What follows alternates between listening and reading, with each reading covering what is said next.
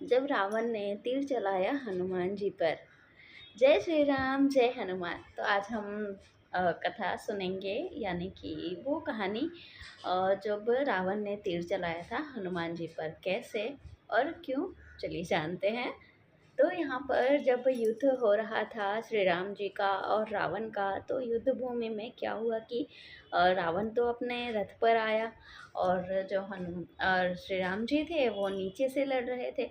तो सभी वानर ये देखकर दुखी हुए और कहते हैं कि रावण तो वहाँ ऊंचे लेवल पर है और अपने रथ पर बैठकर वहाँ से युद्ध कर रहा है, और आप यहाँ नीचे हम लोगों के साथ में लड़ रहे हैं, तो फिर हमें अच्छा नहीं लग रहा देखकर।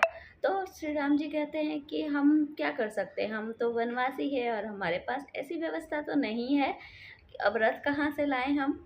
तभी हनुमान जी कुछ सोचते हैं और कहते हैं कि प्रभु, आप चाहे तो इन सभी वानरों को खुश कर सकते हैं। श्री राम जी कहते हैं वो कैसे। तभी हनुमान जी कहते हैं कि याद कीजिए, जब सुग्रीव से मिलवाना था तब हम आपको कैसे लेकर आए थे अपने कांधे पर बिठाकर, तो ठीक वैसे ही अभी भी हम करेंगे। आप आए और हमारे ऊपर बैठ जाएं, क्योंकि आपको ऐसा रथ कहीं नहीं मिलेगा जो बिना बटन के चलेगा, जिसमें चारा भी नहीं लगना है और कुछ नहीं लगना है, और अगर आप चाहे तो रावण का काम भी तमाम कर देगा। ऐसा रथ आपके पास है, तो आए और हमारे ऊपर बैठ जाए। तो ऐसा हनुमान जी ने श्री राम जी से कहा, और राम जी श्री हनुमान जी की बात मान लेते हैं और अपने कंधे पर हनुमान जी श्री राम जी को बिठा लेते हैं। और जब श्री राम जी बैठते हैं तो दोनों पैर आगे की तरफ करके बैठते हैं। तो जब श्री राम जी बैठे थे हनुमान जी के कंधे पर, तो उनके जो दोनों पैर थे वो आगे की तरफ करके बैठे थे।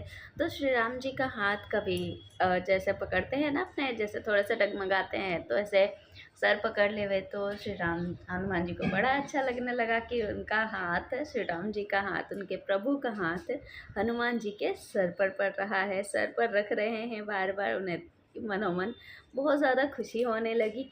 और जब उनके पैर देखे हनुमान जी, तो पैरों को एकदम ज़ोर से पकड़ लेते थे, जकड़ लेते थे, ऐसे जैसे कि मेले में कोई बच्चा खो गया हो और जब वो अपने मम्मी से मिले, या फिर जब हम चाहते हैं तो ऐसा लगता है कि बहुत भीड़ है, तो हम अपने मम्मी का या पापा का हाथ कैसे पकड़ लेते हैं ज़ोर से, तो बिल्कुल वैसे पकड़ ले हुए।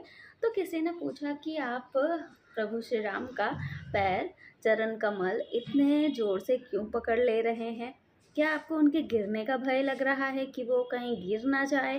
तो हनुमान जी बड़ा सुंदर जवाब देते हैं और कहते हैं कि मुझे उनके गिरने का डर नहीं लग रहा है, तो मुझे तो अपने गिरने का डर लग रहा है, क्योंकि मैं तो वाहन हूँ, मैं तो गिर सकता हूँ। पर अगर मैं उनके चरण कमल पकड़ लूँ तो मैं बिल्कुल ही नहीं गिरूँगा, बिल्कुल भी नहीं गिरूँगा। तो बस इसीलिए मैं उनके चरण कमल पकड़ रहा हूँ, ताकि मैं बचा रह सकूँ, मैं ना गिरूँ। और फिर कहते हैं कि एक और कारण है, इनके चरण कमल इतने कोमल है श्री राम जी के, कि मुझे डर लग रहा है कि कहीं रावण तीर चलाए तो इनके चरण कमल पर ना लग जाए। बस इसीलिए पकड़ रखा है, ताकि कोई भी तीर आए तो मेरे शरीर से होकर गुजर जाएगा और वो नीचे गिर जाएगा। क्योंकि हनुमान जी का जो शरीर है वो वज्र सा कठोर है। हम देखते हैं, सुनते भी हैं, सुनने में आता है कि वज्र देह लालील से, है ना। तो वज्र सा कठोर है, तो तीर क्या ही कर लेगा, है ना। और श्री राम जी के चरण तो इतने कोमल है, तो लग गया तीर, तो बस इसीलिए उनके चरण पकड़ रखा है, ऐसा हनुमान जी कहते हैं। इसके बाद जब हनुमान जी ने पर्वताकार ले लिया, रूप ले लिया, तो वो रावण के रथ से काफ़ी ज़्यादा ऊपर हो गए, काफ़ी ज़्यादा विशाल रूप ले लिया उन्होंने, पर्वताकार ले लिया। और अब रावण नीचे दिखने लगा और श्री राम जी ऊपर हो गए। इसके बाद यहाँ पर रावण ने सोचा कि सारी फसाद की जो जड़ है ना, वो ये हनुमान ही है। ये क्यों ना, जब ना ये लंका आते, ना सीता माता का पता लगाते, ना ये लंका को जलाते, और ना ही ये जाकर हनुमान राम जी को बताते रावण के बारे में, और ना ये सारा फसाद होता, है ना। तो यहाँ पर रावण सोचता है कि चलो इन्हीं का खेल ख़त्म कर देते हैं, इन्हीं से बदला ले लेते हैं और सीधा हनुमान जी को ही ख़त्म कर देते हैं। तो यहाँ पर हनुमान जी भी सोच रहे हैं कि जिसके साथ में श्री राम जी है, उनका तो कोई क्या ही बिगाड़ सकता है, उनका तो कोई बाल भी बांका नहीं कर सकता। यहाँ रावण मंत्र उच्चारण के साथ तीर चलाता है और वो जो तीर होता है वो जाकर श्री हनुमान जी को लग जाता है, सर पे लग जाता है। 3 तीर लगते हैं सर पे और सर से खून बहने लगता है हनुमान जी के। और हनुमान जी वो तीर ऐसे निकाल के फेंकते हैं जैसे कि कोई छोटा सा कांटा चुभा हो उनके सर में, और जैसे हम कांटा निकाल के फेंक नहीं देते हैं, तो बस वो 3 तीर वो हनुमान जी इस तरह से निकाल के फेंक देते हैं। लेकिन अब खून तो बह रहा था, तो हनुमान जी सोचते हैं कि जब खून बह ही रहा है तो क्यों ना श्री राम जी के चरण कमल खून से धो दिए जाए। तो वो उस तरह से उनके चरण कमल धो देते हैं। और जब श्री राम जी को ये चीज़ पता चलती है तो राम जी अब तो रावण की लंका लगाने में लग जाते हैं और उसे रावण से इसके बाद क्या करते हैं हनुमान श्री राम जी रावण के जो भी साथ में खड़े होते हैं उन सब की वाट लगा देते हैं, यानी सबका वध कर देते हैं अपने तीर से। और रावण की जो रथ होती है उसे भी तोड़ देते हैं। अब रावण बच जाता है और रावण के हाथ में रह जाती है एक टूटी हुई तीर, जिससे रावण अपना बचाव कर रहा होता है और रावण को बिल्कुल अकेला कर देते हैं श्री राम जी। वो ये सोच रहे होते हैं कि हनुमान जी को इसने मारा तो मारा कैसे, और इस चक्कर में रावण की ये दुर्दशा हो जाती है। रावण बेचारा अकेला बच गया, उसके पास अस्त्र शस्त्र भी नहीं है, बस है तो एक टूटी हुई तीर है। तो यहाँ पर रावण सोचता है कि सुना था इनके बारे में कि ये धर्म की साक्षात मूर्ति है, तो फिर ये मुझसे अभी भी युद्ध क्यों कर रहे हैं। मेरे पास तो ना अस्त्र शस्त्र बची है, ना सेना बची है, ना रथ बचा है, ना कुछ, मैं तो अकेला हूँ। फिर भी ये क्यों नहीं रुक रहे हैं, युद्ध क्यों कर रहे हैं, क्या ये सब गलत है, क्या ऐसा मैंने गलत सुना था इनके बारे में। उसके बाद कुछ सोचता है, फिर रावण को समझ आता है कि इसके हाथ में ये जो टूटा हुआ तीर है जिससे ये अपना बचाव कर रहा है, वो ही तो अस्त्र शस्त्र है इसका। तभी रावण वो जो तीर लिया होता है उसे नीचे फेंक देता है।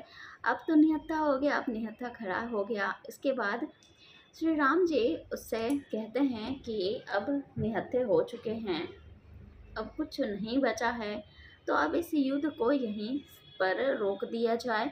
और उससे रावण से कहते हैं कि जाओ लंका जाओ, वापस से अपना वैद्य से अपना इलाज कराओ, उसके बाद तैयार होकर फिर से युद्ध में आना, युद्ध करने आना। जब तुम पूरी तरह से तैयार हो जाओगे तब युद्ध की शुरुआत होगी, ऐसा कहते हैं श्री राम जी रावण से। और फिर रावण सोचने लगता है, रावण बड़ा खुश हो जाता है और फिर सोचने लगता है कि अगर कोई और होता इनकी जगह पर तो सीधा मार के वध करके ख़त्म कर देता, क्योंकि उसको तो ये मौका मिल जाता, अकेले है, निहत्था है, फटाक से उसका काम तमाम किया जा सकता है। लेकिन श्री राम ने ऐसा नहीं किया, उसे एक और मौका दिया और कहा कि वापस जाओ लंका और रेडी होके पूरी तरीके से तैयार होके वापस आना युद्ध करने, तब हम युद्ध करेंगे।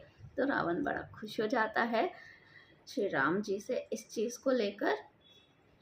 इतना सुनकर रावण की आंखों में भी आंसू आ जाते हैं और रावण सोचता है कि श्री राम सच में धर्म की मूर्ति है।